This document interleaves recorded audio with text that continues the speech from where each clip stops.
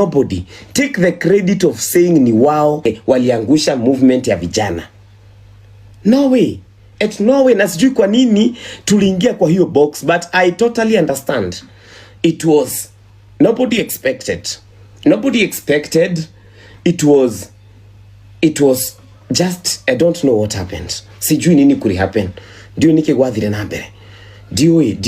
And I don't say everybody had bad intentions. Kwena muthuri witako Shamani. That man had very good intentions, by the way. Oria muthuri witako Mofamu, he had very good intentions on that time. I did not listen to him. I've never spoken to him. But listening to the chronology of events, I think he had very good intentions. He did not expect it to be a political. Somebody took advantage. He just took advantage, wanted to take advantage of the young people, wanted to say he's their father.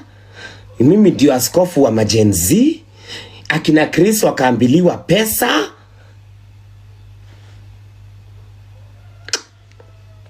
If it was in good intention, mera girwo besha niki. Simulini kanyaga mkasema nimefanya mama gift asipelekwe India. Simulini tukana hapa. Unaona kama umefika takataka pepo mbaya wewe, shaitani na doli dhoni. We are not being harvested. Tumekataa hiyo pepo ya energy harvesting katika jina la Yesu. Hakuna siku ingine.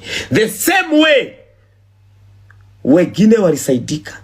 Tukafikiwa katikati, tukainvitiwa kwa hekaru la wakora.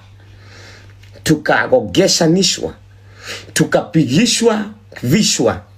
Tukashaganywa. Baka kanisa likaigiria mambo ya ambulance. Baka hospitali haikujengwa. Maono ikakufa. Tumekataa hiyo pepo katika jina la Yesu. Yesu ule wa ukweli. Amen.